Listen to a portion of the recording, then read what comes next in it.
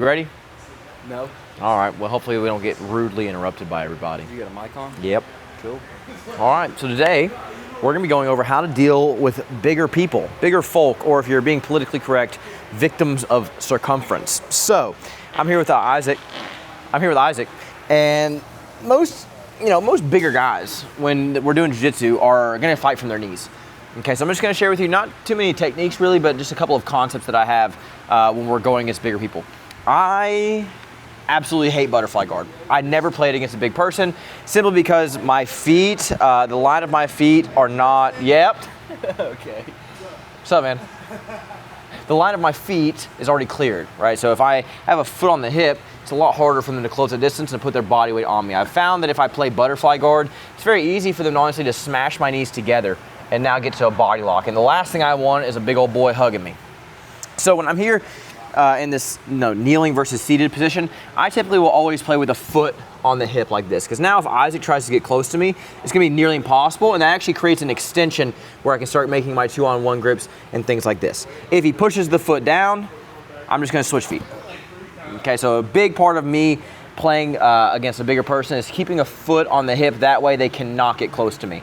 And this also makes it easier for me to get closer to them, right? So I have a pushing mechanic with my foot and a pulling mechanic with my hand.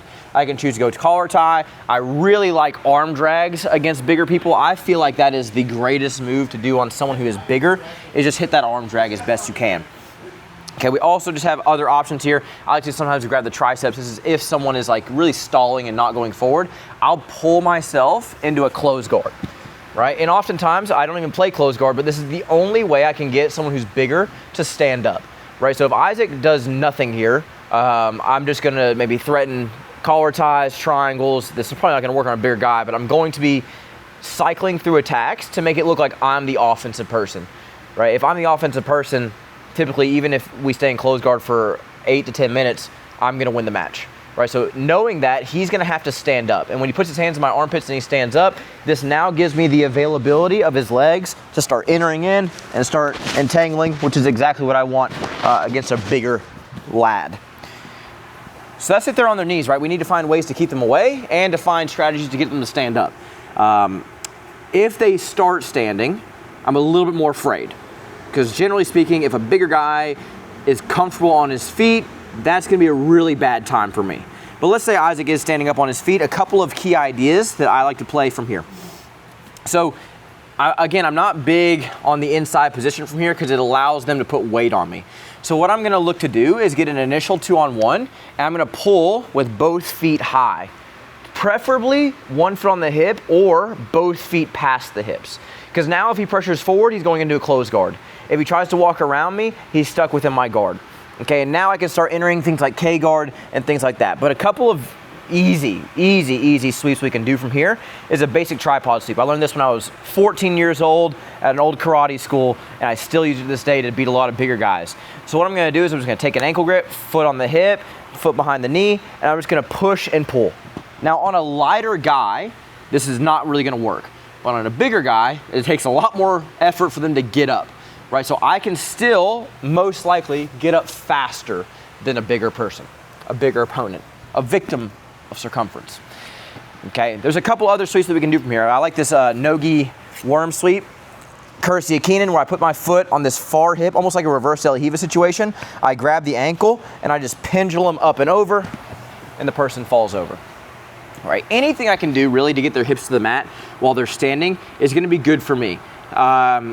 A couple of key ideas when I'm playing guard against a standing opponent and they're bigger than me. I'm trying to keep my feet past the hips. I'm trying to get their butt to the mat with just some cheeky one-off sweeps that may or may not work. If that doesn't work, I'm typically always gonna try to get underneath them with some form of K-guard or X-guard.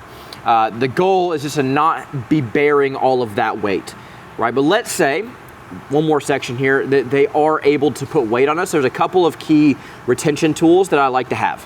So if Isaac is standing up, let's just say you're like Jay pointing on this side.